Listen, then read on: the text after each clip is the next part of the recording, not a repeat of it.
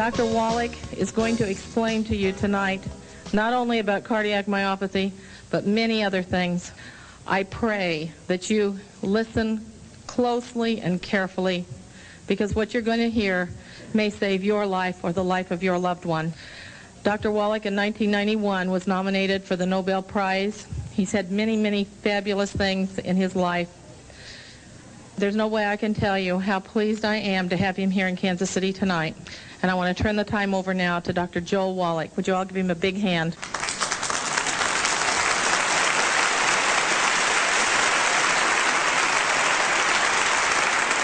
How many of you grew up on a farm or still work a farm or have anything to do with livestock?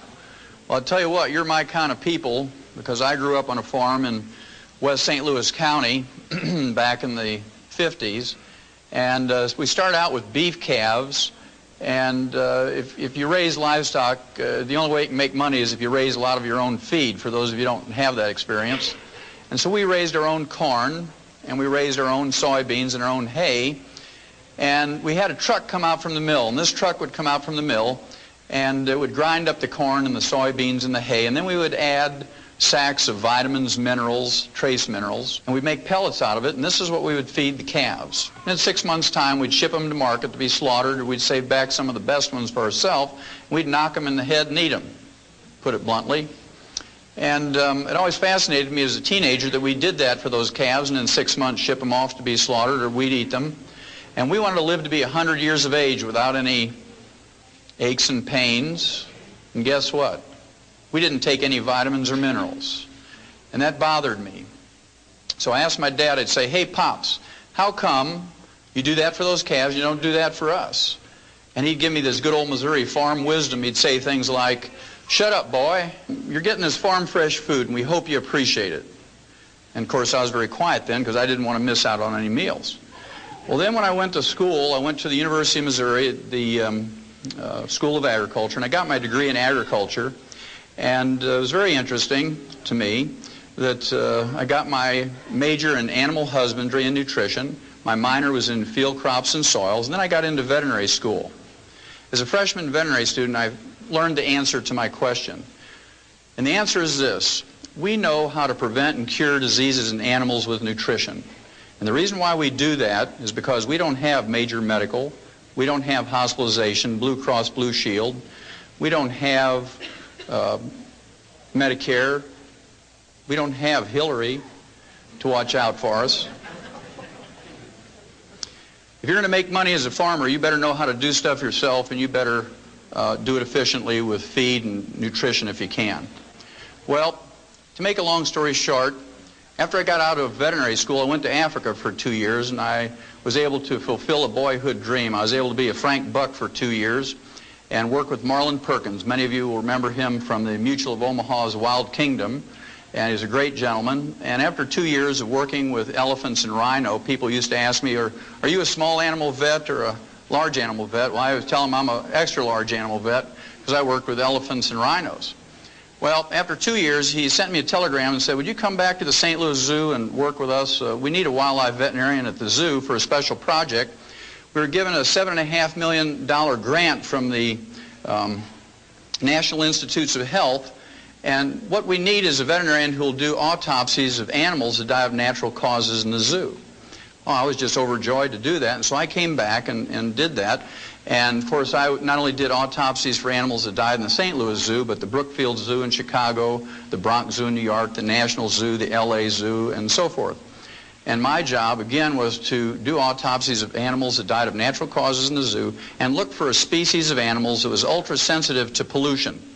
This is because during the early 60s, we had just learned about pollution and ecological problems and disasters, and nobody quite knew what to do. And so I was supposed to find a species of animals that was extra sensitive to this and use them much like we did the canaries in the mine. You know, the old Welsh coal miners used to put a canary in a little wicker cage and take it down in the mine, and if methane gas or carbon monoxide would leak into the mine, the canary would drop off the perch and die first, and the men knew to get out before the mine blew up or they suffocated. Well, again, to make a long story short, over a period of some 12 years, I did 17,500 autopsies on over 454 species of animals. and 3,000 human beings who lived in close proximity to zoos. And the thing that I found out was this: every animal and every human being who dies of natural causes dies of a nutritional deficiency. And that fascinated me. It took me back to those calves. I said, gee, that's fascinating. Everybody's dying of nutritional deficiencies. And we could document this at autopsy, both chemically and biochemically and so forth, and things that you saw with the eye at the autopsy table. Well, that fascinated me. And I wrote 75 scientific articles. I wrote 8 multi-authored textbooks, and 1 textbook of my own costs $140 for medical students, and I'm sure the only thing they do is use them for door stops. And I couldn't get anybody excited. I was on 2020. I was on 1,700 newspapers. I was in magazines. I was in every new network TV that you can think of. And guess what? Couldn't get anybody excited back in the 60s about nutrition. So what I did was went back to school and became a physician to use everything I had learned in veterinary school about nutrition in my human patients. And to no surprise to me, it worked. I spent 12 years up in Portland, Oregon in general practice, and it was very fascinating. What I'm going to share with you tonight is what I learned over those 10, 12 years using nutrition with my human patients. And if you take home only 10%,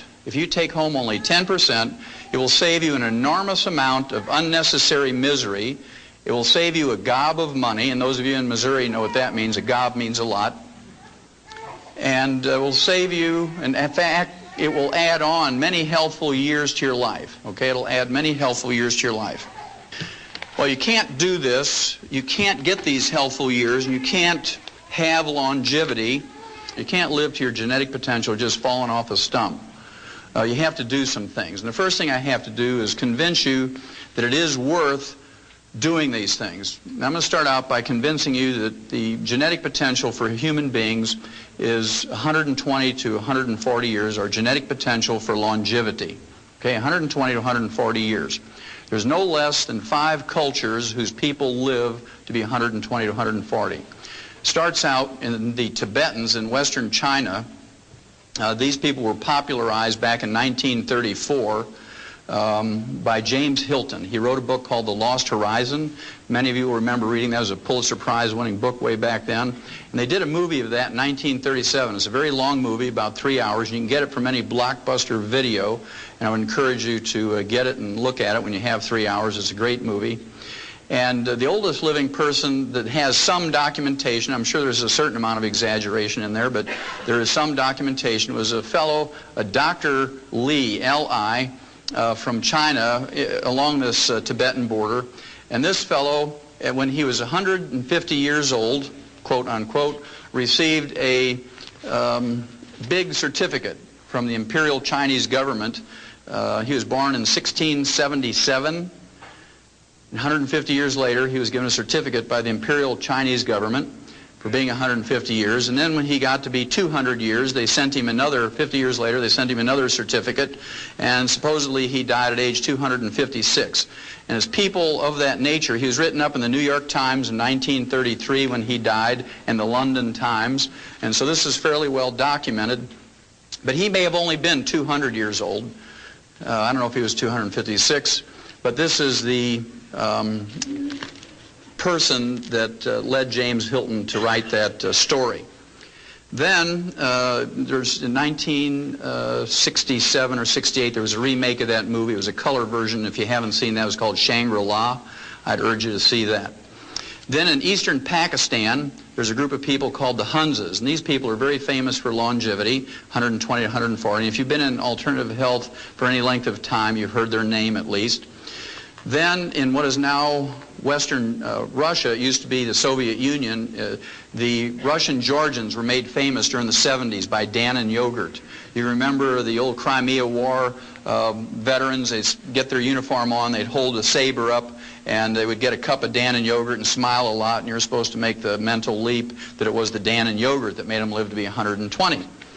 Then just south of them, the Armenians, the Abkhazians, and the Azerbaijanis are famous, at least in the Soviet Union. They were studied for some 60 years because they routinely lived to be 120 to 140.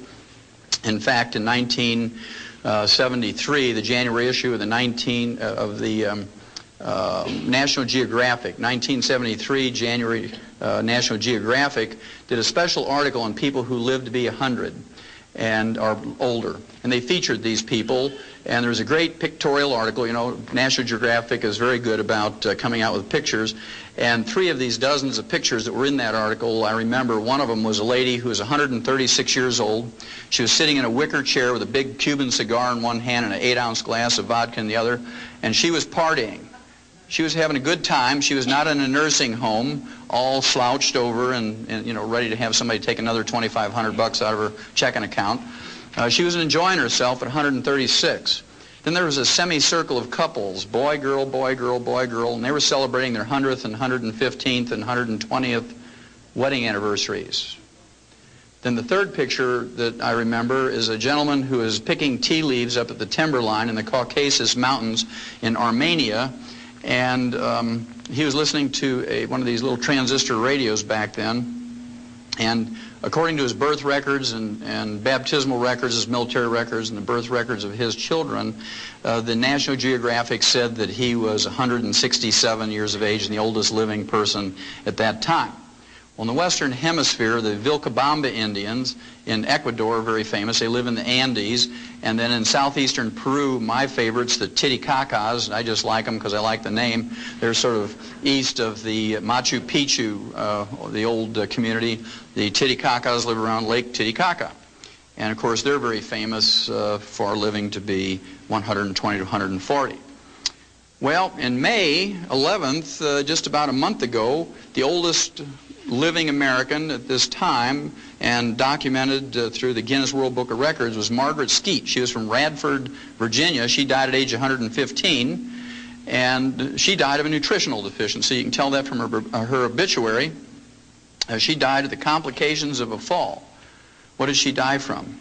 Osteoporosis. Very good. She died of a calcium deficiency. She had no heart disease, no cancer, no diabetes, no other infirmities. But she died 3 weeks after a fall because she didn't have enough calcium.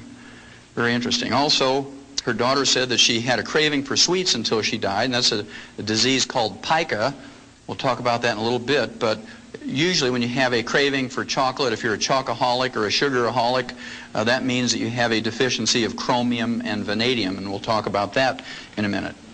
Then in a third world country, in Niger, in Africa, a chief by the name of Bauer, at age 126, was eulogized by one of his wives, so I assume it was plural, it had many wives, and she was bragging about him at his death at age 126. He was still in possession of all his own teeth. Okay, so you assume that other faculties are working too. Then here's a gentleman from Syria at age 133. He died in July of 1993, and he was in the Guinness World Book of Records, not because he was 133. There's been many people who live longer than that. Not because he remarried for the 4th time at age 80, but because he fathered 9 children after the age of 80. And this meant if you add up 9 months for each child and a year for breastfeeding for each one and a year between each one of the children, he was still fathering children after age of 100, and that's what got him into the Guinness World Book of Records. So there's still hope for you fellas. Then those of you who like science, in November of 1993, those 6 Biospirians came out of that dome in Arizona. They were in there for 2 years, 3 couples. And they were supposed to eat the perfect food and recycle the atmosphere and grow their own food and whatnot and have no pollution in their water or air or food. And when they came out, they were examined by medical gerontologists from UCLA, University of California at Los Angeles, and they put all this information, their physical and their blood work and so forth, into the medical computers at UCLA. And the medical computer said that, and projected that they could live to be 165 years old if they continued to do what they were doing.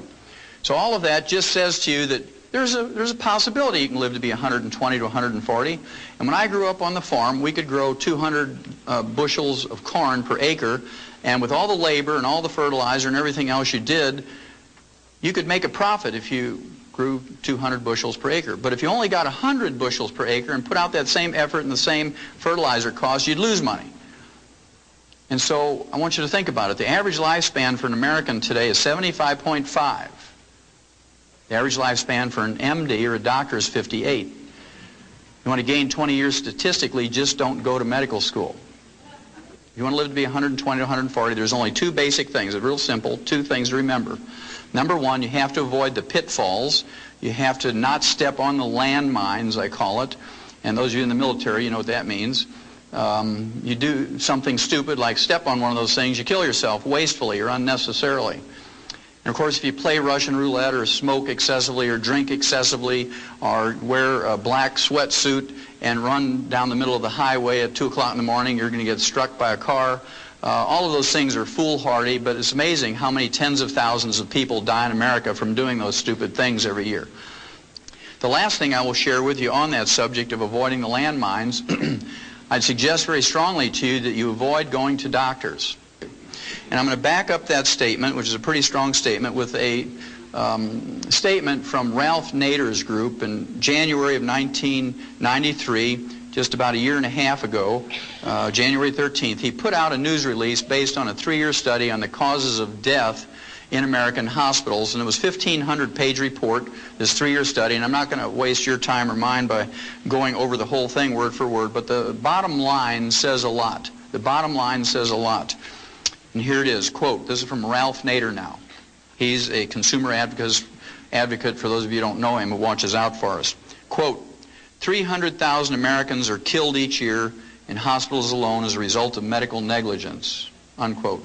I'm going to read that figure again because it's a huge figure. Quote, 300,000 Americans are killed each year in hospitals alone as a result of medical negligence, unquote. Now, he didn't say slipped away quietly out of neglect in a corner somewhere while they're waiting for an x-ray. He used the word killed. And when you use the word killed, that means there was a procedure the doctor was doing went wrong somehow. That means that they gave them a wrong prescription. They put a decimal point in the wrong spot and gave them an incorrect dosage. These people were killed. 300,000. To appreciate how big a figure that is, you have to compare that with our military losses in Vietnam over 10 years, where we lost 56,000 people over 10 years, or an average of only 5,600 a year, on a field of battle where people had guns and artillery and explosives trying to kill each other. And millions of people poured out into the streets and protested that war. We had political anarchy in the last 3 years of the war. Students took over universities and colleges with guns and explosives. National Guardsmen shot students at Kent State in Ohio. We chased a president out of the presidency for 5,600 military personnel a year. And here's one profession that takes your tax money in the form of Medicare and Medicaid and kills 300,000 of us a year, according to Ralph Nader, and I believe him, he has no axe to grind. And you can go out in the street any day of the week in any city, and there isn't even a crazy street preacher out there with a sign that says, "Protect us from doctors." I want you to think about that, folks. That's number one. You have to avoid stepping on the landmine. So there's a certain value in treating yourself when you can, or preventing disease so you don't have to get treated. Now, the second thing you have to do, number two, is you have to do the positive things. You have to do the positive things. And I'm going to start out here by just putting a figure up on the board. It's the number 90. And you need 90 nutrients in your diet every day. You need 60 minerals. You need 16 vitamins. You need 12 essential amino acids or protein building blocks, and you need 3 essential fatty acids. You need 90 nutrients in your daily diet. Otherwise, you're going to get a deficiency disease if you don't have them in complete numbers and optimal amounts. Well, I can tell you that I was one of those nerds back when I was in college. I had a clipboard. We didn't have computers back then. So I had a clipboard, and I was one of those funny guys with glasses and would walk up and down in the student union there in Columbia and say, "Do you take vitamins and minerals?" I was still fascinated by that. And of course, people would kind of look at you crazy and say, "Well, yeah, I take vitamin E." And I'd wait for them to come up with the other 89, and they didn't. They just, "Oh, I take vitamin E." Well, today, if you ask people, "Do you take food supplements?" they say, "Oh, yeah, I take Tums." Because that's what, they hear all the time. Well, again, you need 90 nutrients if you're going to make it. But the newspapers know, and the magazines and TV and radio knows that we're interested in health and longevity and supplements. So they all talk to us, not because the medical profession has asked them to do that in their stead. The medical profession doesn't say, hey, we're so busy saving people with surgery and chemotherapy and radiation and pharmaceuticals, would you please educate the people on nutrition? They do it because it sells newspapers. Well, my favorite article of all time appeared in Time magazine, April 6, 1992. And if you haven't read it, I'd urge you to get it out of a school library or public library and photocopy it. Stick one copy on the door in the bathroom and one on the refrigerator. It's a cover article. It says, the real power of vitamins. New research shows they may help fight cancer, heart disease, and the ravages of aging. Again, there's 6 positive pages in here. There's only one negative sentence, and it was issued by a medical doctor who was asked by the writer of the article, what do you think?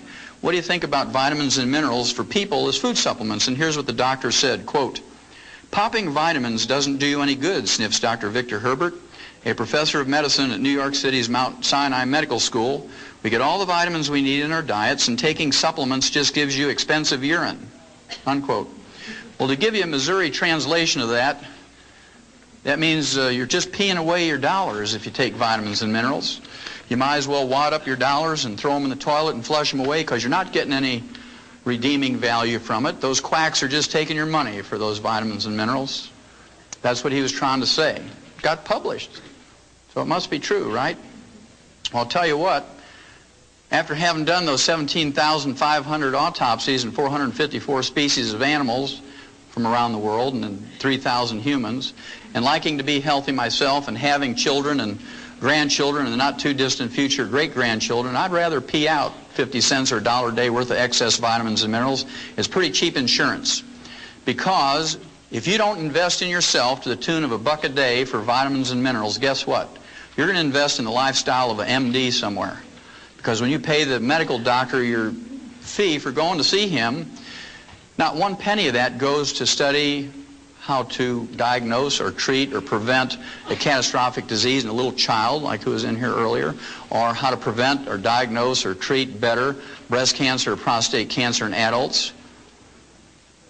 Guess what that money goes for? It pays the doctor's mortgage, makes his Mercedes payment. It pays the tuition for his kids to go to medical school at Harvard. You know where Harvard is? Up in Boston. Pays the tuition for his kids to go to law school at Yale. I believe because we've made doctors wealthy. Between 1776 and the Second World War, the U.S. government spent $80 million on health care and health care research and studies.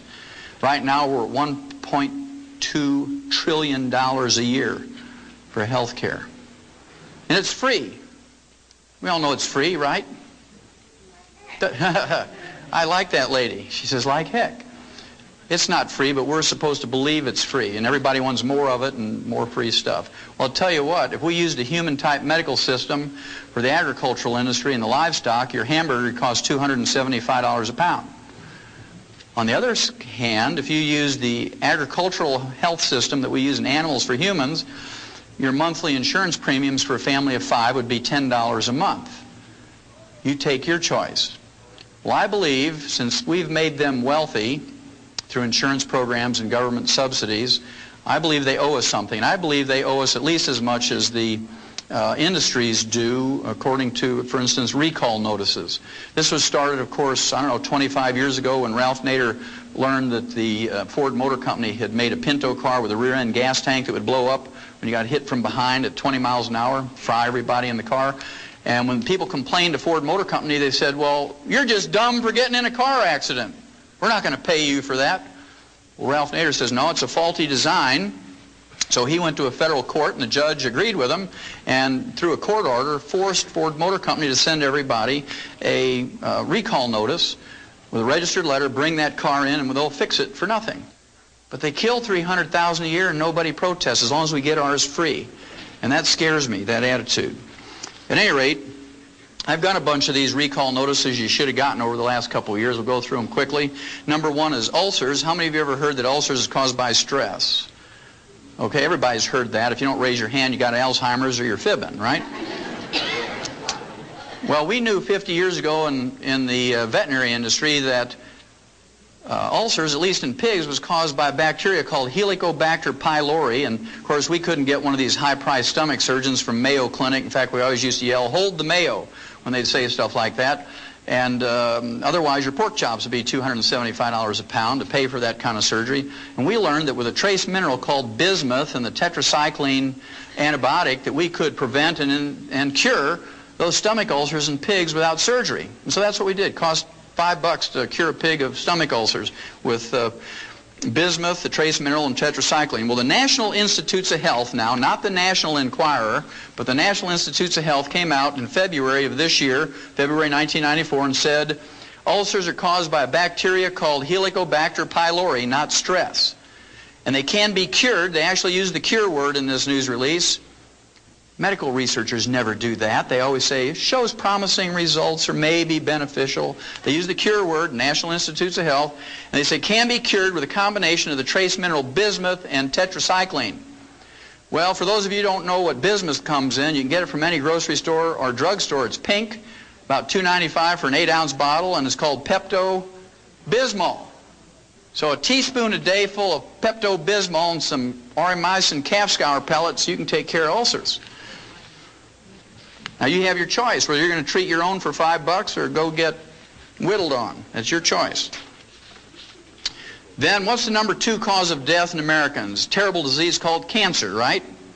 Now when doctors get information on cancer, you'd think they'd photocopy that, and when they send you that bill, they should send you some photocopies of this stuff.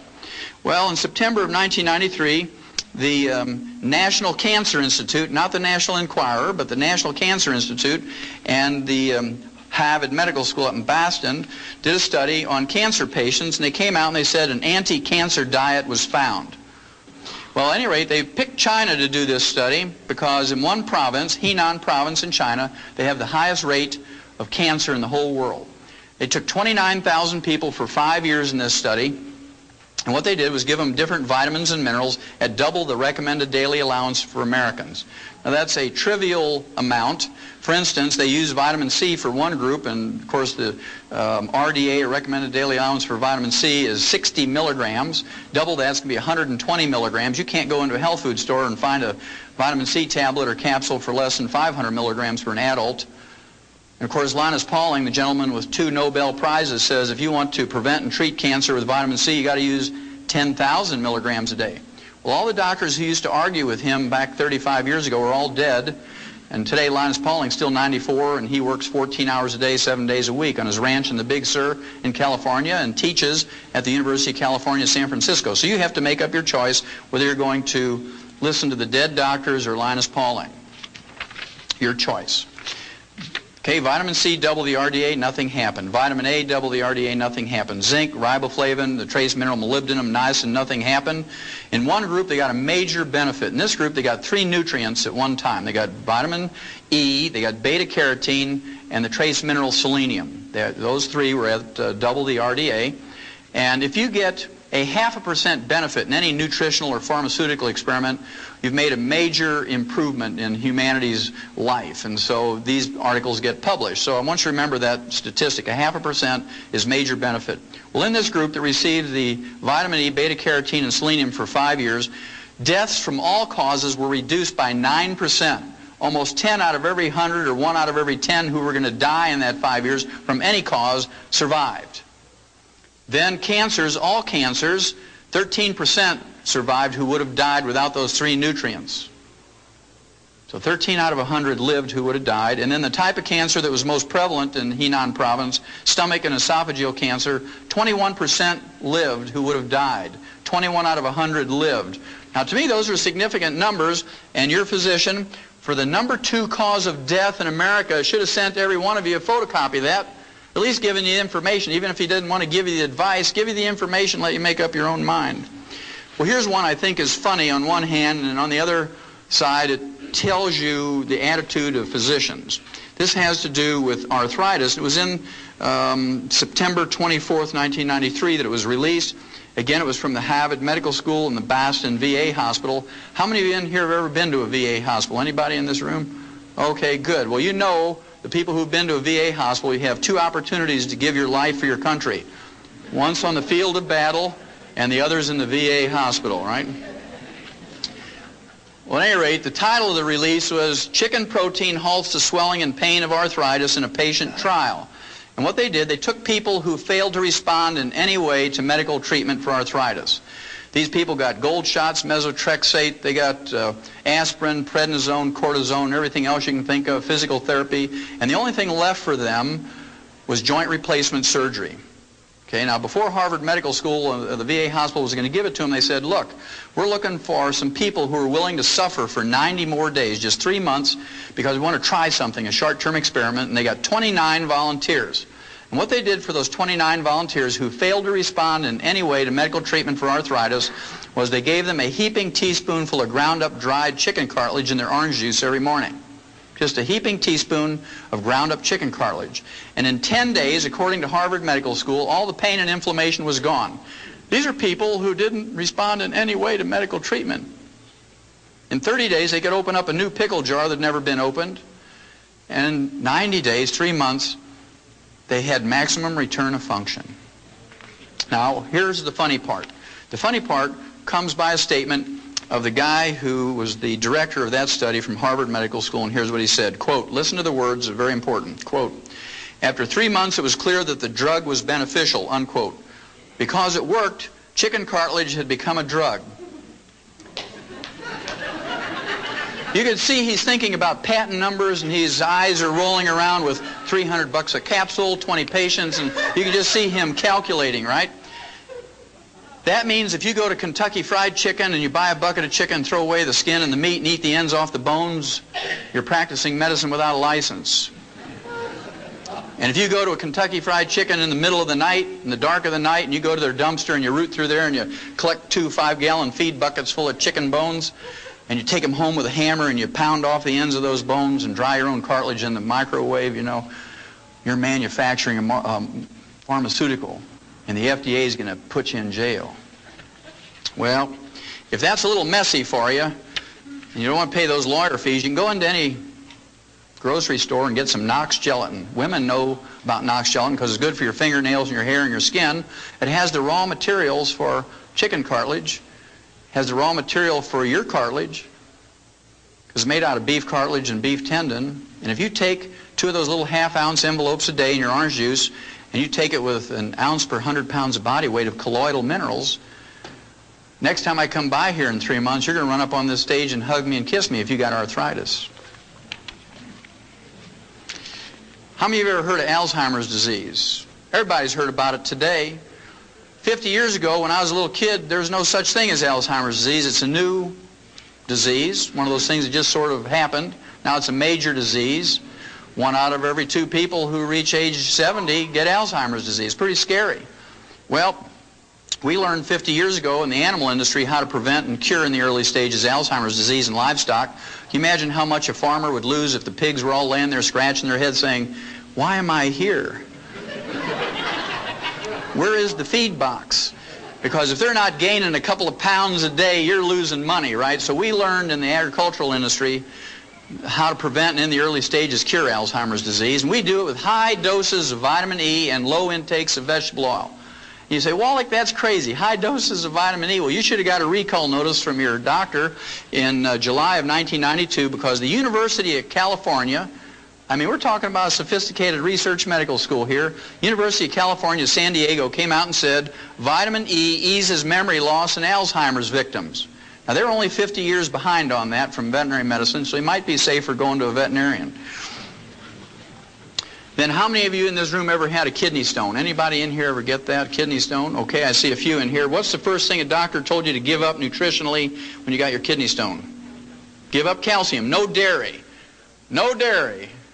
None of those vitamin mineral things with calcium in them because they have the stupid, naive, ignorant belief. That's pretty intense. They have the stupid, ignorant, naive belief that the calcium in your kidney stone comes from the calcium you eat, when in fact it comes from your own bones. When you have a raging calcium deficiency, a raging osteoporosis, then you get kidney stones. We learned 1,000 years ago in writing in the agricultural industry, if you wanted to prevent kidney stones in livestock, you better give them more calcium. You better give them more magnesium and more boron. Now, the reason is, of course, bulls and rams, male cattle and sheep have special anatomy. When they get a kidney stone, they die. They're called water belly. They die. When you and I get a kidney stone, we just wish we were dead.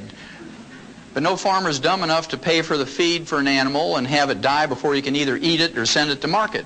So we learned how to prevent those things. Well, you should have got a recall notice from your doctor, especially you people who've had kidney stones. Your urologist should have sent a notice to you.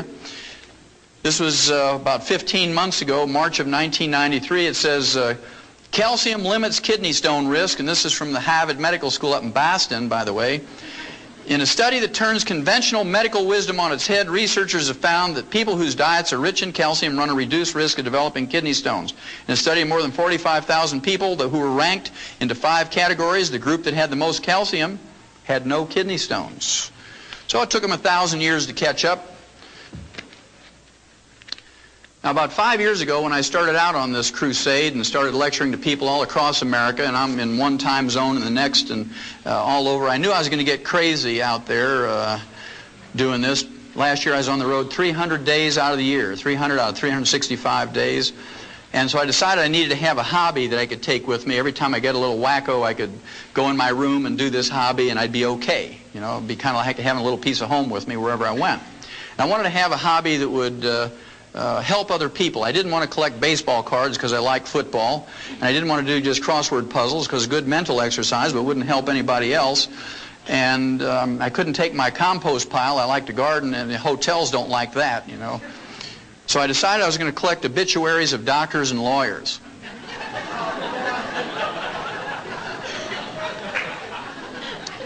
Now, as crazy as that sounds, remember I told you the doctors live to an average age of 58, and we live to 75.5. And here's a group of people, professionals, who pontificate to you and tell you, well, this is what you need to do. You need to give up salt and no caffeine, and you need to not eat butter and eat margarine and do all these crazy things. And they die at age 58 on the average. And, of course, all those people who live to be 120 to 140, they put a chunk of rock salt in their tea every day, and they drink 40 cups of tea a day, 40 chunks of rock salt, and they cook with butter instead of olive oil, and they live to be 120. So who are you going to believe, the people who live to be 58 or the people who live to be 120? It's your choice. Anyway, I got a few of them here, some of my favorites. This is Dr. Stuart Cartwright, age 38. He dropped dead in his home. He was a family practitioner of a ruptured aneurysm. That's a ballooning of an artery that's a weakened artery because of the fragmenting or the brittle condition of the elastic fibers in arteries. Just like when you hit a chuck hole with your car tire and you break the cords in there and you get a balloon. He dropped dead like he was poleaxed, okay, right in his home from a ruptured aortic aneurysm. Now we learned in 57, aneurysms are caused by a copper deficiency. We had a pilot project, 250,000 turkeys, and we made complete food pellets where you put all the 90 nutrients in there. And in the first 13 weeks, fully half of those turkeys died. 125,000 of them. Farmers were out there every morning picking them up by the bushel basket. They took them to the state diagnostic labs and they were autopsied, and they found out that they all had died from a ruptured aortic aneurysm. So they doubled the amount of copper in there, and the next year they tried to raise 500,000 turkeys, and they didn't lose a single turkey from a ruptured aortic aneurysm. And they ran that experiment in mice and rats and rabbits and dogs and cats and calves and sheep and pigs and whatnot, and guess what? They found out that there's a whole series of diseases that are caused by a copper deficiency. Gray hair is the first sign. When you start getting gray hair, regardless of your age, you got a copper deficiency. You get skin wrinkles because the elastic fibers in your skin are going. Those little crow's feet around your eyes and facial and body skin wrinkles. You look like you're a little prune drying up. Okay. Then, of course, there's the varicose veins. Varicose veins. That's caused by an elastic fiber breakdown. Then, of course, parts of your body begin to sag. Under your arms, your breasts, your bellies, your legs, all this stuff starts sagging. And you can go to a cosmetic surgeon or plastic surgeon if you want, but it's a lot cheaper and a lot more effective and a lot safer if you just take some copper. Okay, well, Dr. Cartwright may have had a medical degree, but he didn't have expensive urine, so he died of something that even a turkey wouldn't die from. Then here's one. This fellow, he was a doctor's doctor, Dr. Martin Carter. He almost made it. He died at age 57. He got his medical degree from Harvard Medical School and his PhD in medicine from Yale. And of course, he was autopsied by the best because he was a doctor's doctor. He said, quote, "The cause of death was a ruptured aortic aneurysm," said Dr. Jules Hirsch of the Rockefeller University Hospital, unquote. What did he die from? Copper deficiency. See, he didn't have expensive urine either. Then here's an attorney. She was so famous, she was from Detroit, age 44, Ellen Joyce Alter. She was in the New York Times obituary. She made the big time. And, of course, she probably had steel buns because she belonged to one of those private health clubs. All these gals want steel buns, you know, doing their little exercises. But she didn't have expensive urine because she died of a ruptured cerebral aneurysm. When they don't do an autopsy, the symptoms could be called a stroke or subdural hemorrhage, but very frequently they're caused by a ruptured aneurysm, which is a copper deficiency. She didn't have expensive urine. How many of you here have ever heard of a guy by the name of Stuart Berger? Stuart Berger, he wrote 5 best-selling books on health and diets and nutrition. He got his medical degree from Tufts Medical School, which is a very fine medical school in Boston, not too far away from Harvard Medical School. And the books he wrote included The Southampton Diet for Weight Loss. He wrote Forever Young, 20 Years Younger in 20 Weeks, and How to Be Your Own Nutritionist. And he died at age 40. How'd you like to follow his dietary practices? He died at age 40 of cardiomyopathy, which is a selenium deficiency. The same cause as white muscle disease or stiff lamb disease, and any farmer can go to a feed store and get selenium pellets or selenium injections, things like Selatoc and Bozy and so forth. And Dr. Stuart Berger, a guy who wrote 5 best-selling books on nutrition, died of a nutritional deficiency. He didn't have expensive urine. Now, you can totally prevent cardiomyopathy for 10 cents a day. And if we don't do it, we're malignant dumb, I like to call it. You're malignant dumb if you don't take in 10 cents a day worth of selenium. It's a waste of your life. That's one of those landmines you can avoid. The medical treatment of choice for cardiomyopathy is a heart transplant. It costs $750,000. I want you to think about that. They get the heart free from a donor. They get the blood free for the surgery from the relatives. They use $2.50 worth of suture material. And they charge you $750,000 for that procedure. Now, 6 months ago in L.A., when they had the earthquake, they were putting people in jail for 60 and 90 days for price gouging for selling these terrified people a gallon of water for $4. They put them in jail for price gouging for selling them a gallon of water for $4. Now, to me, that's entrepreneurialism. You know, that's being in business for yourself. If you had a way to distill water and make water, and you had a car and you could get in there and sell those people a gallon of water for $4, hey, more power to you. Because if you go to a 7-Eleven and buy a quart of Evian water, it's $1.29. So 4 of those quarts is $5.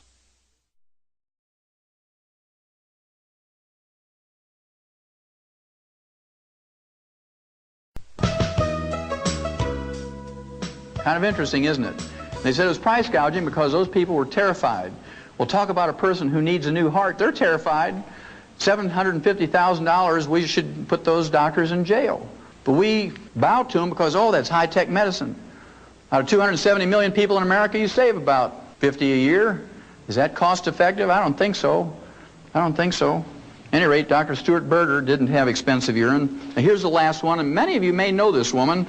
Her name was Dr. Gail Clark. She was age 47. She was the chief cardiologist of the West St. Louis County group of hospitals. She was the chief cardiologist for the St. Mary's Health Center in Richmond Heights in St. Louis County. She was age 47. Guess what she died from? Heart attack, a cardiomyopathy heart attack. You can just see her walking down the hall. She's got the stethoscope around her neck. You know, this is their little status symbol. Got my stethoscope around my neck. Back when I was in school, they folded it up very bravely and put it in their pocket. Boom! She falls down. She has a heart attack right in the hall. And, of course, the nurses scoop her up and put her on a gurney, and they call the technicians and another doctor, code 3, code blue, whatever it is, and they whip her into the room. And you can hear them. Let's say you're a cardiac patient. You're laying there. You're all hooked up to the monitors and the IVs, and you hear them say, okay, tear her clothes off. Okay, stand back. Didn't work. Turn it up. Stand back. And then you hear that terrible sound when you know that the treatment didn't work. The flat line when you know the heart is gone. And everybody walks out of the room dejected, and you say, nurse, what happened next door? And she says, well, your cardiologist, you know, the chief cardiologist of this hospital, age 47, Dr. Gail Clark, just died of a cardiomyopathy heart attack. You can see all the patients, they're holding their gowns. And they're running out of that hospital, leaving their watches and their shoes and their checkbooks and everything and their plastic credit cards because they don't want to get what Dr. Gail Clark got. To me, the Reader's Digest is a magazine that never says anything negative or bad about anybody or any group. It's the sweetest little magazine that ever was. The September 1993 issue features an article that says, "Can you trust your doctor?" It lists 12 ways that doctors scam your money, and I'll let you read 11 of them yourself. I'll give you the worst one. In addition to their income from office fees and surgical fees and lab fees and hospitalization, in addition to all those fees, doctors get a kickback from the labs and the x-ray labs and clinics and hospitals. They get a kickback of $421 every time they send you in for a CAT scan or an MRI. And doctors tell you, "Oh, we do that because we're practicing defensive medicine, because if I miss something, 1 in 10 billion, you're going to sue me. So I do this just to protect myself." Well, if it was just to protect themselves and you knew them and they knew you, 90% of the people say, "Oh, just skip it, doc. If you don't really think it's necessary, let's save the money." But they got something more than defensive medicine to worry about. They get $421 in a kickback for every time they send you in for an MRI or a CAT scan. Well, when I practiced for 12 years up in Portland, somebody come to me with a terrible headache, never had one, I'd just walk up to them and tap them on the sinuses, and if they'd collapse to their knees, I know they had a sinus headache. "Oh, doc, why'd you do that?" "Well, I just wanted, that's a cheap lab test, Then if they had, thank you, if they had blood dripping out of their nose, they'd take a $35 x-ray to see if they had a cancer in there. $35 in a free lab test as opposed to $421. If I wanted to make that $421, I'd have been a good thief. What I'd have done, I'd have built a chute right into that CAT scan machine, because I knew how to build chutes living on a farm. And I'd have gone out in the street and I'd have got every homeless person, I'd line them up in them chutes, and I'd put soup and a Big Mac at the end of that tube, And I'd say, "I'm going to buy you a $1.50 dinner. I'm a good guy. I'm going to buy you a $1.50 dinner. You just got to go through this chute, go through that tube, and you get your sandwich and your soup." Man, they'd be flowing through there, maybe 100 a day. I could start adding some things up. It'd be a lot of fun. At any rate, the average doctor gets $228,660 a year in CAT scan kickbacks. $250,000 a year.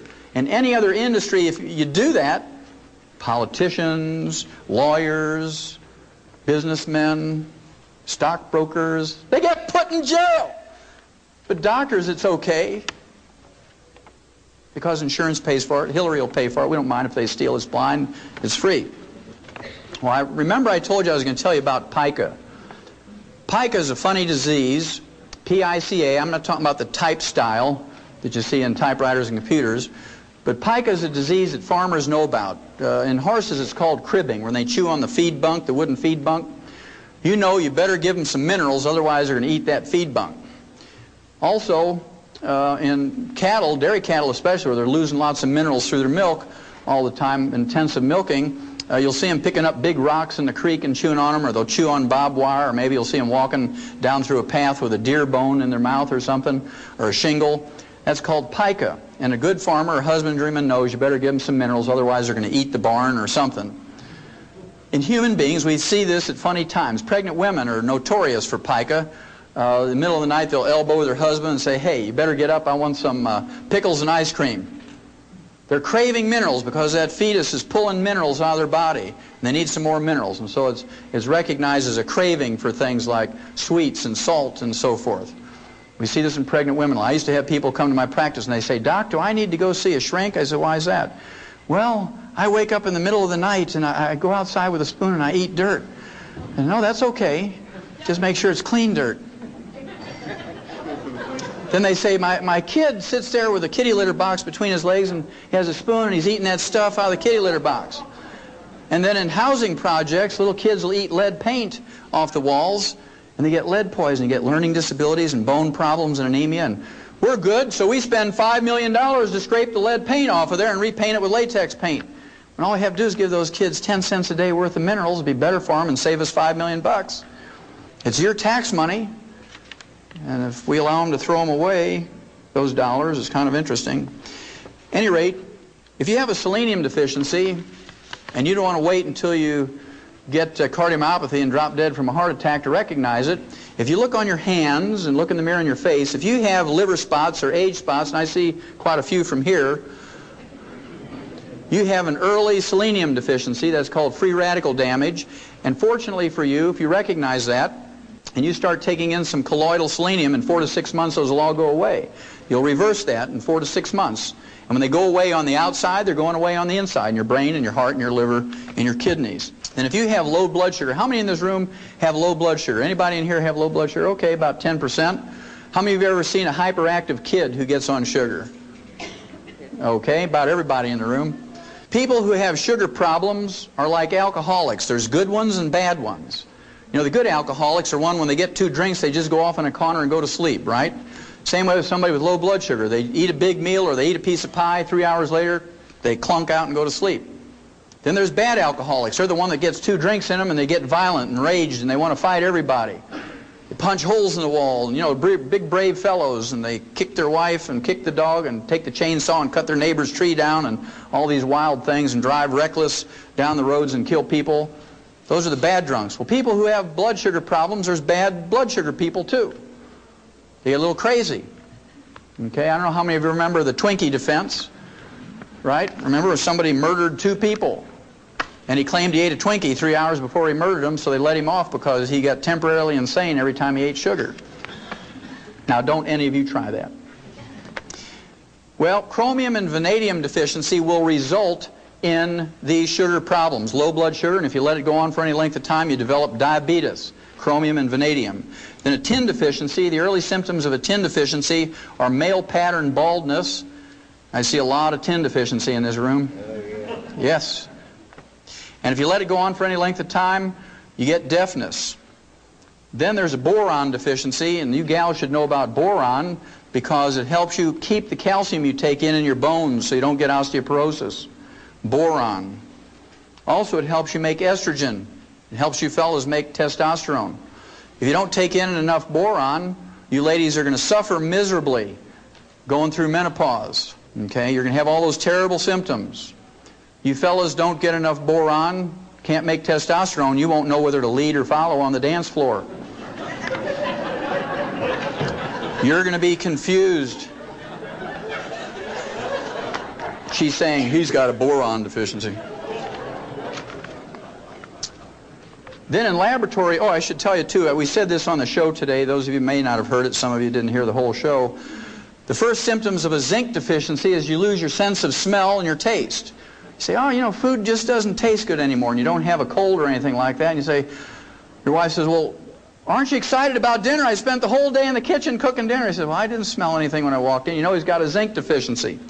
Well, in laboratory animals, there's some 7 rare earths. These rare earths are trace minerals you need in lesser amounts than you need trace minerals, and they actually double the lifespan of laboratory animals. They've not been proven in humans yet, but I'm not going to wait 500 years for doctors to approve it. They're still arguing over vitamin C and calcium, right? So I'm just going to do it. Didn't kill any laboratory animals, it just doubles their life, and it's not a drug. These rare earths are called lanthanum, praseodymium, neodymium, samarium, europium, ytterbium, and thulium. There must be a reason why they're named after Old Testament cities. Well, remember I told you we needed 90 nutrients, we need 60 minerals, we need 16 vitamins, 12 essential amino acids, and 3 essential fatty acids. And of course, we're lucky in that plants as a group can make most vitamins, amino acids, and fatty acids. Plants can do that because they just take carbon out of the air and make carbon chains to make vitamins, amino acids, and fatty acids. But you have to eat 15 to 25 different plants a day in the right combinations to make this happen. Theoretically it's possible, but most Americans don't do it. The average American thinks if they eat some potato buds out of a Betty Crocker box, they're eating a vegetable. Okay, so you got to be careful what you're considering a vegetable. Then, of course, people want to do right by their doctor, and they eat low-fat turkey breasts, and they put a half a jar of mayonnaise on there, and they put it between 2 slices of Wonder styrofoam bread. Remember that stuff you can insulate your house with and put in your shoes when you get a hole in the shoe? I remember when I was a kid 50 years ago, it was a lot of fun because we have Wonder Bread. We didn't have TVs back then on the farm. We didn't even have dryers that went round and round, so the only thing you could do in the wintertime was sit in the kitchen and wonder at a loaf of Wonder Bread. And it had the blue and red and green, yellow balloons on there. And if you read the label as many times as I do, you know it said things like, helps build bodies at 12 ways. And about 15 years later, the FDA made them change it to help build your body 8 ways. Now if you go to the store and look at Wonder Bread wrappers, it just says Wonder Bread. So it kind of gives you a clue.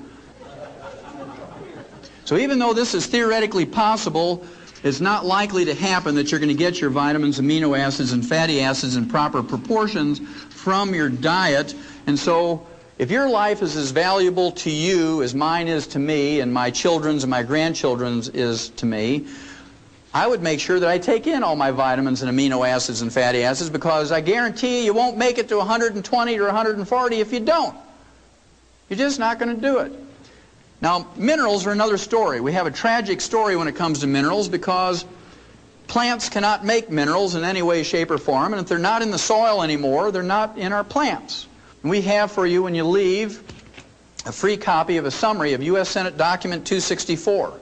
U.S. Senate Document 264 is from the 74th Congress, second session, and it says that our farm soils and our range soils are depleted of minerals, and the crops, the grains, the fruits and the vegetables, and the nuts that are grown on these depleted farm and range soils are minerally deficient, and the people who eat them get mineral deficiency diseases, and the only way to prevent and cure them is with mineral supplements. That's U.S. Senate Document 264, 74th Congress, second session.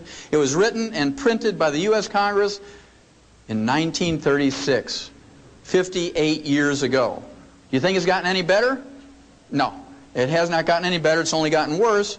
And the reason is, if you guys do what we did, and people continue to do, is we put NPK on our land, nitrogen, phosphorus, potassium, and you see it as these 3 numbers in many combinations of ratios. And these represent percentages of these 3 nutrients, nitrogen, phosphorus, potassium. And those of you who don't have any experience on farms, the reason why we do this is farmers get paid for tons and bushels. There's no subsidy that encourages people to put 60 minerals back in the soil. You get paid for tons and bushels, and for 40 bucks an acre, you can get the maximum yield in tons and bushels. It only takes 5 to 10 years to deplete the land of minerals, because every time you harvest a crop, those plants pull minerals out of the soil, many pounds per acre every time you haul a crop out. So soon those minerals are gone. And if you only put back in 3 and you take out 60, it's like a checking account. If you only put $3 in your checking account every month and write checks for 60, what's going to happen to your checks? Boing, boing, boing, they bounce, exactly. Well, I can tell you that our health is bouncing right now to the tune of $1.2 trillion a year, because there's no more minerals left in our soil. It's our responsibility, each and every one of us, to be responsible for our health and consciously take in these minerals. Well, I have a lot of people ask me, well, what did these people do thousands of years ago? They didn't even have commercial fertilizers. What did they do, these societies that had long-lived people and whatnot? Well, I want you to think about the Egyptians, the Chinese, people from India that lived around these great rivers, the Nile River, the Ganges River, the Yalu River in China. And what used to happen was every year or so it would flood, just like it did here in northern Missouri last year. And every time it flooded, guess what would happen? It would bring silt or rock dust from mountains from 500 or 1,000 miles away.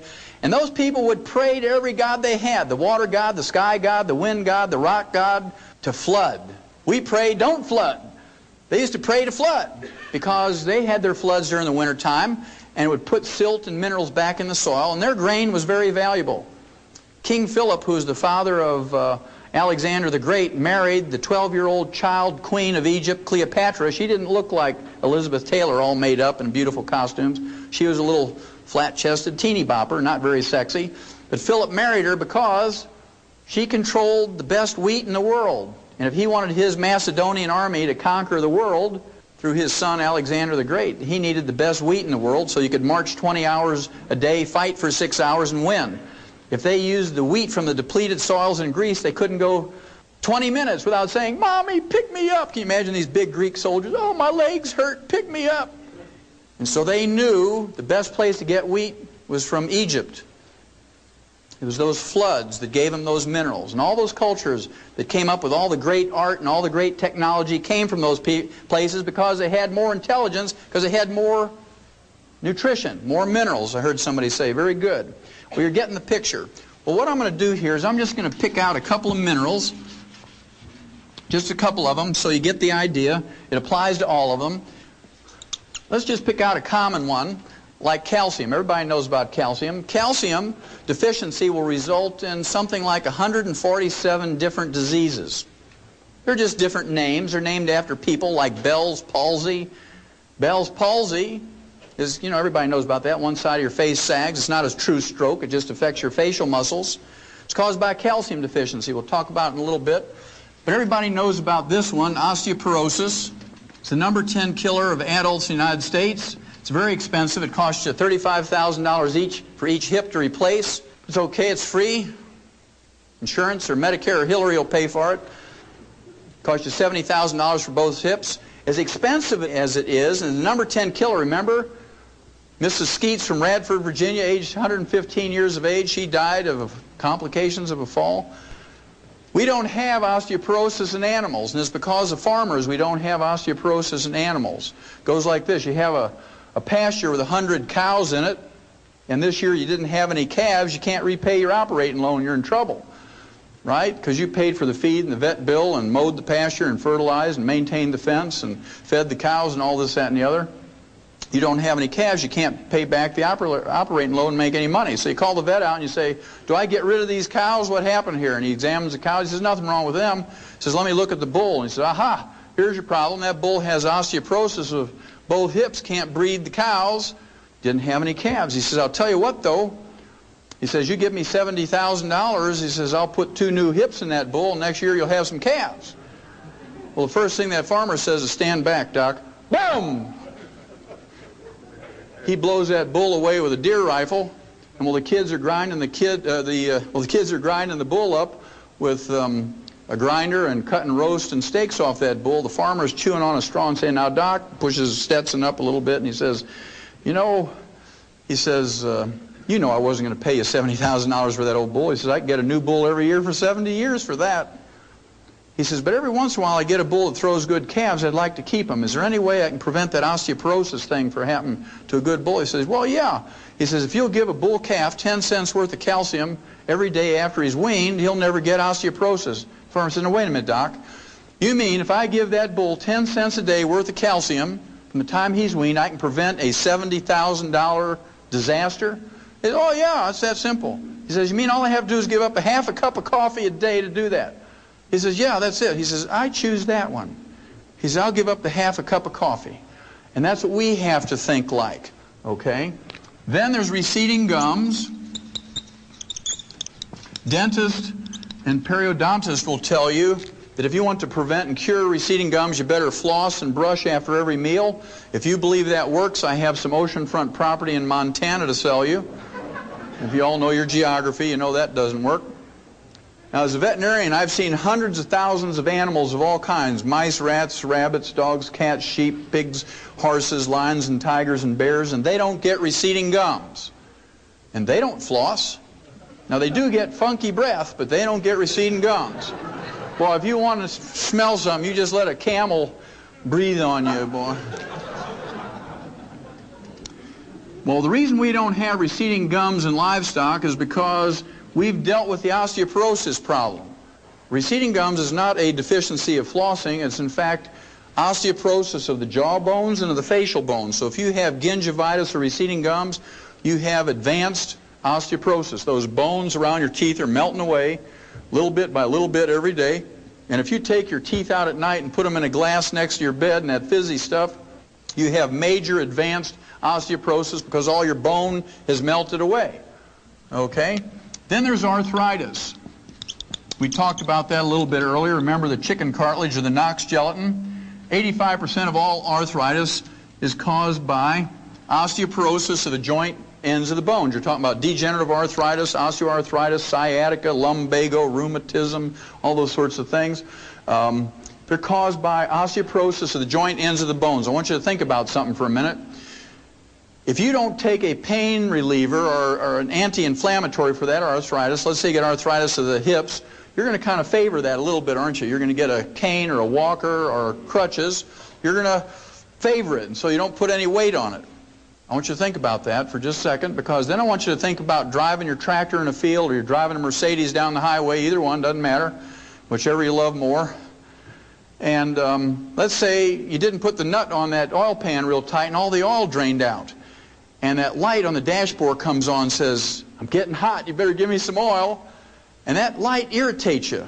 So you stop, you open up the hood, you get your clippers out, you know, your fence clippers, and you clip the wire to that light and you close the hood and you just keep driving. Would you do that to your tractor or your Mercedes? No, you wouldn't. But we take those pain relievers for arthritis and we go out there and square dance and do the Texas two-step and do our 5-mile walks and our aerobics. That pill works real good, Doc, because it killed my pain. And you're just wearing that thing off faster and faster. Then your doctor's really going to get rich because you need joint replacement surgery. Then there's hypertension. This is one of my favorites, so I'll put a star over here.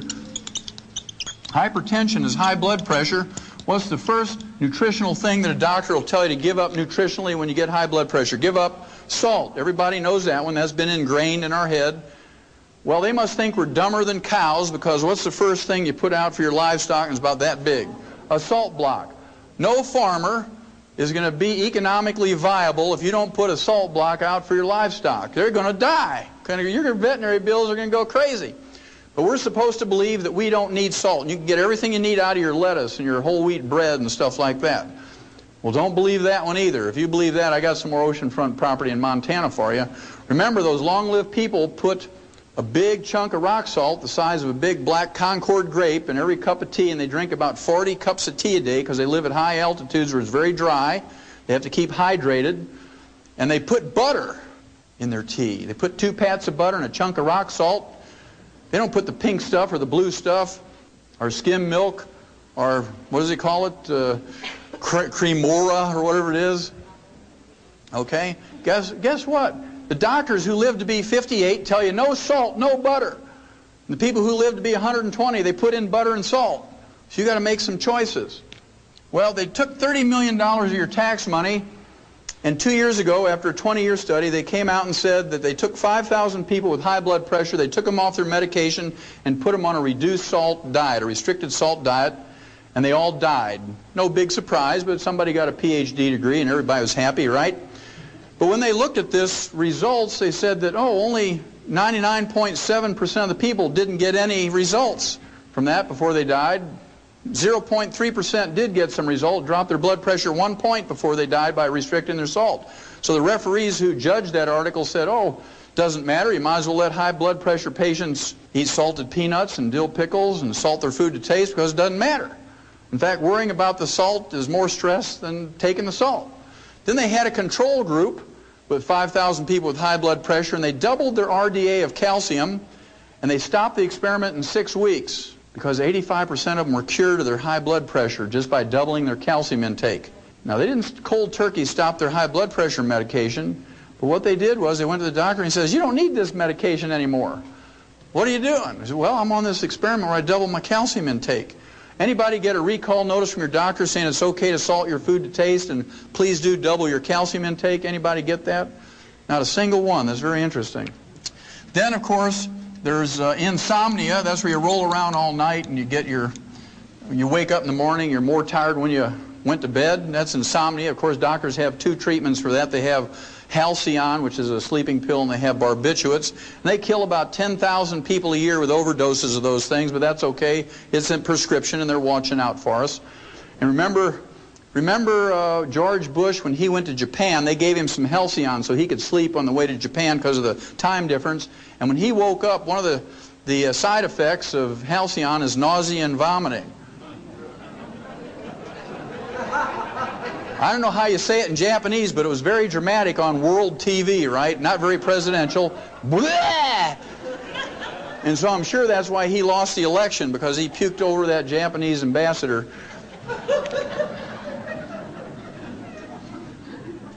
And then, of course, there's kidney stones.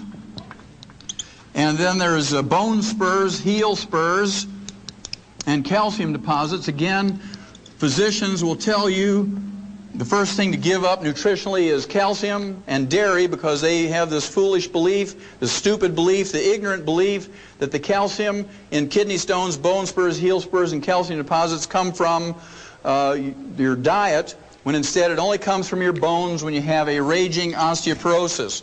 And when you get these things, you need more calcium, not less. Then there's cramps and twitches. You wake up in the middle of the night and your foot is all cramped up around your neck and you say, Lord, take me from the knee down. I'm not going to make it till morning. We've all experienced that. That's very common. Then there's PMS, premenstrual syndrome. You know, the emotional and physical stuff. The medical treatment of choice for PMS is what we call a hysterical ectomy. It's been shortened to hysterectomy. That's a 100-year-old treatment. And the doctors do about 285,000 unnecessary hysterical ectomies a year, but it makes Mercedes payments, so they do them. Even the AMA said they're unnecessary, but they don't take their licenses away, and people keep going to them. You imagine a poor woman in her 30s. She says, Doc, you got to do something. Every time I go out to hang up the clothes, my neighbor's kids run down the basement screaming witch. My own kids think I'm crazy. My husband's leaving me. I'm going to lose my job. You got to do something. Well, the University of California at San Diego came out 3 years ago now and said if you just double the RDA of calcium intake, you get rid of 85% of the emotional and physical symptoms of PMS. And when that came out, there were huge lines around the health food stores around the blocks, and people had sleeping bags because they closed before they all got their calcium, and every person in line was a man. They were there for their daughters and their girlfriends and their wives and things like that. Okay, and lastly is low back pain. 85% of Americans get low back pain whether you work on a computer or you unload hay or you drive big trucks, doesn't matter. Low back is a big problem. Low back is just osteoporosis of the vertebrae, whether you have a disc problem or whatnot, because if your disc doesn't have anything to hold on to, your vertebrae have melted away, what's going to happen to the disc? Especially if you have a copper deficiency, because they're made out of elastic fibers, they go like a water balloon with a lot of pressure on them. Well, I just want you to look at this quickly before we do the last mineral. Low back, you go to an orthopedic surgeon or a rheumatologist, you might get a muscle relaxant. You might get Valium and a muscle relaxant. You get a laminectomy. You get your vertebrae fused. You might get a disc operation. They don't tell you 75% of the time you'll never be the same again, right? PMS, you go to your OBGYN. You can go to an internist. You can go to a family counselor, a shrink, or a divorce attorney. Cramps and twitches, you go to a neurologist. You go to a sports medicine doctor, an internist. Bone spurs, heel spurs, calcium deposits, you go to a rheumatologist, an orthopedic surgeon, or a podiatrist. Kidney stones, you go to a urologist or an internist or a surgeon. Insomnia, you go to a shrink or a sleep clinic or an internist. Hypertension, you go to a cardiologist, an internist, or a surgeon. Arthritis, a rheumatologist, a orthopedic surgeon, or an internist. Receding gums, you go to a dentist or a periodontist. Osteoporosis, you go to all those health specialists, including a Tums salesman. For nothing more than a calcium deficiency. It costs you 10 cents a day to deal with. Now, on the average, because Americans have insurance and we have Medicare and Medicaid, we spend on the average $25,000 to $250,000, and we undergo 5 to 10 surgical procedures a year for a calcium deficiency. And we beg the doctors to do it. We beg the doctors to do it. Well, it's our choice. The last one I'll share with you is diabetes. Everybody's touched by diabetes. It's the number 3 cause of death in adults in the United States. Number 3 cause of death. And it has terrible complications and side effects, diabetes. The side effects include blindness of many kinds. Then there's a kidney failure with dialysis and kidney transplant. There's cardiovascular disease of all kinds. And of course that contributes to the number 1 cause of death, which is the number 1 cause of death.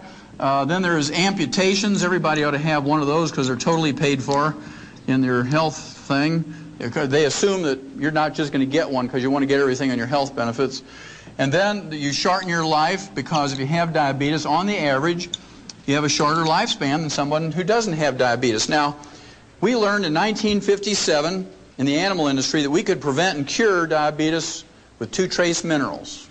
That's a pretty profound statement, that we could prevent and cure diabetes with 2 trace minerals in 1957 in animals. It was published in Federation Proceedings, which is the official journal of the American Science, the National Institutes of Health. The official monthly journal. It was August 1957. Well, the 2 trace minerals that you can get to prevent and cure this are chromium and vanadium. Vanadium alone, according to the University of Vancouver, British Columbia Medical School, vanadium alone will replace insulin in adult onset diabetics, which represent 85% of all diabetics. Of course, they can't quit their insulin cold turkey. They got to gradually wean off of it. It takes 4 to 6 months for most people to slowly wean off of insulin if they're taking in adequate amounts of chromium and vanadium. I've seen it work on hundreds and hundreds of people.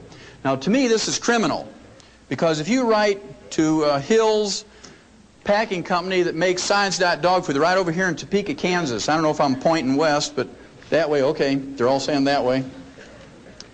Topeka, Kansas, they manufacture Science Diet dog food and other Science Diet products, high-tech foods for animals.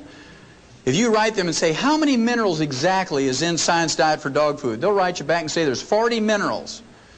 You write Checkerboard Square in St. Louis, Ralston Purina, and say, just how many minerals are in your rat pellets for laboratory rats? And they'll say there's 28 minerals.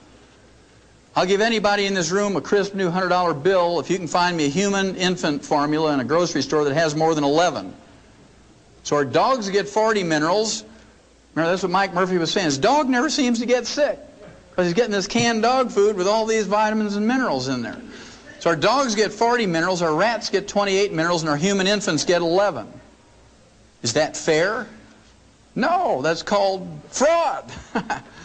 Doesn't matter if you're talking about SMA, Similac, Isomil, Pro Soy B. In fact, that's why they call Similac Similac, because it lacks everything.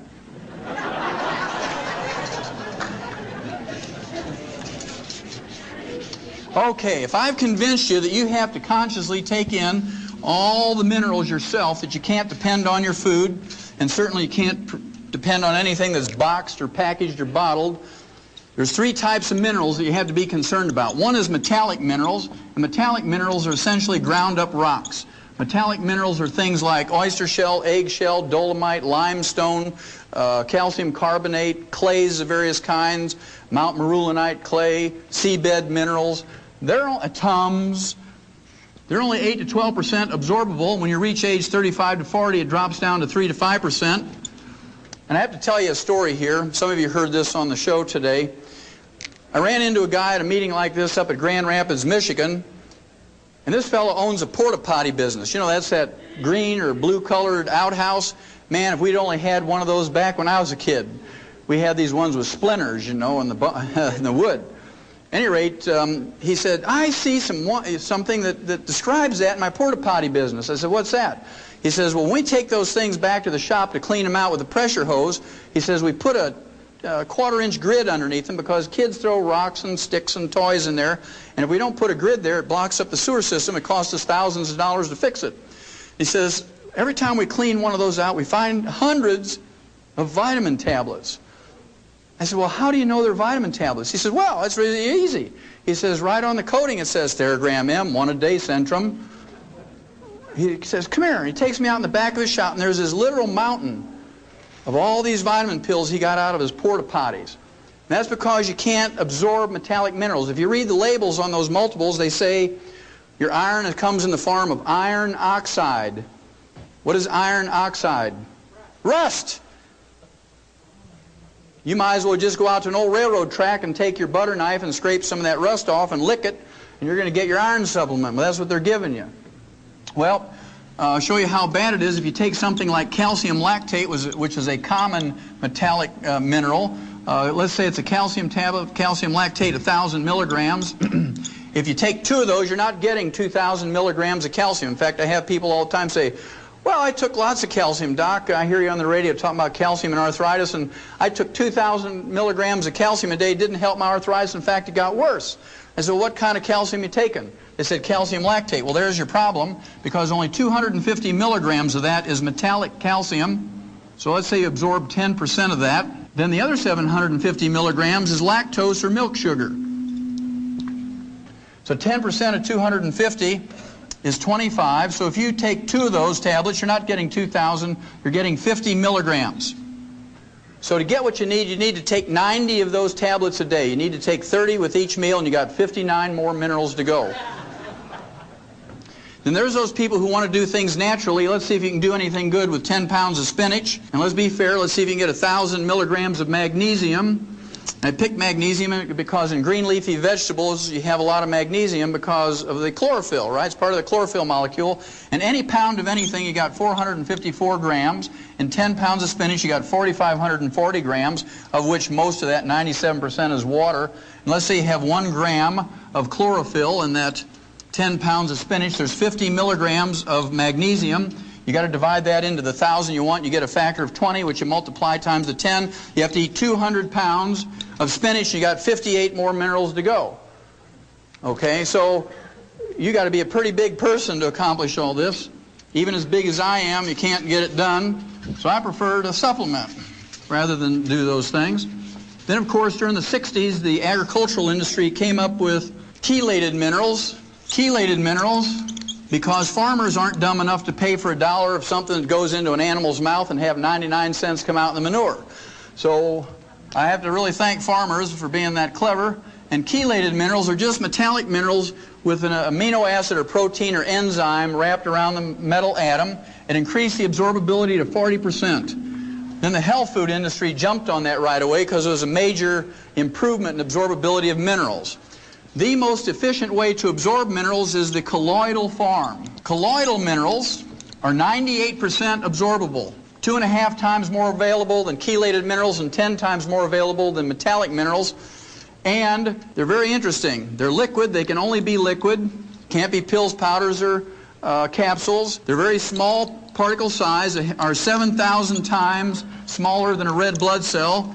And they're negatively charged. Every particle is negatively charged. Your intestinal lining is positively charged. So you actually have an electrical or magnetic gradient that concentrates these minerals around the lining of your intestine. These three things together give you the 98% absorbability.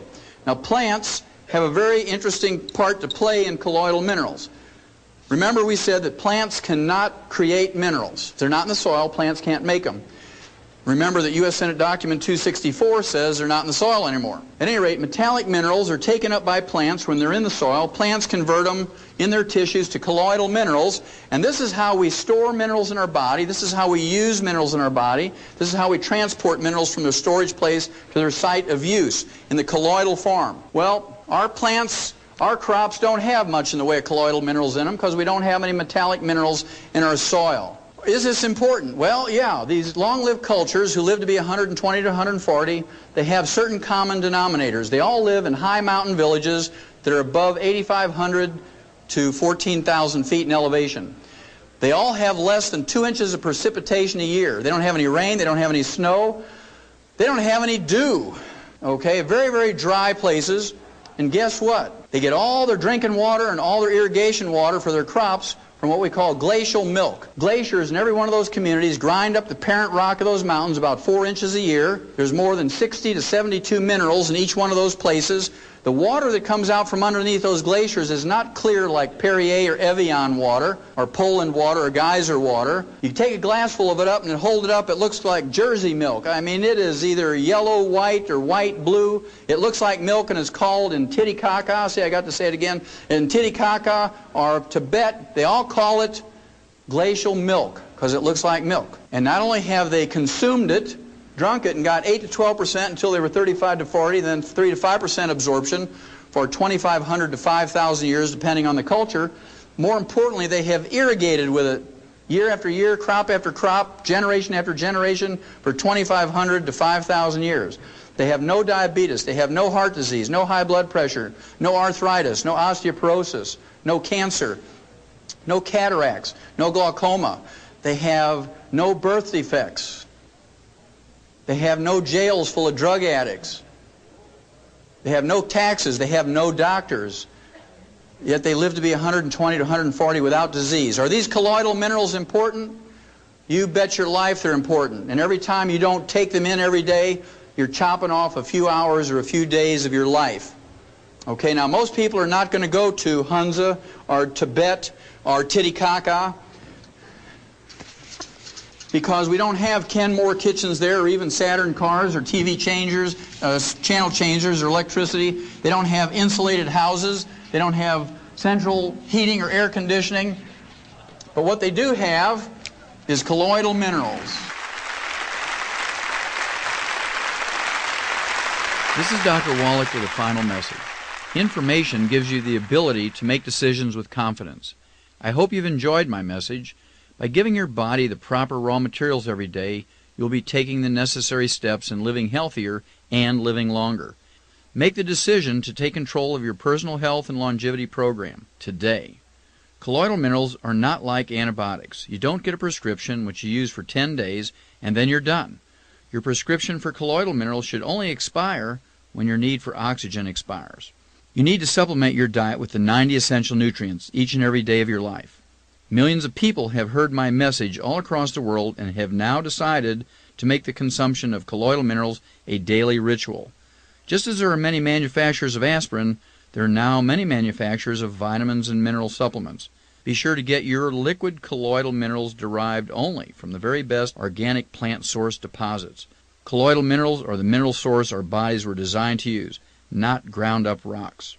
Since you will most likely be supplementing your diet each and every day, don't get caught paying retail prices. My daddy always said, why pay retail when you can buy wholesale? One of my trusted colleagues will show you how to purchase the highest quality products wholesale so you can save gobs of money off the retail price each year.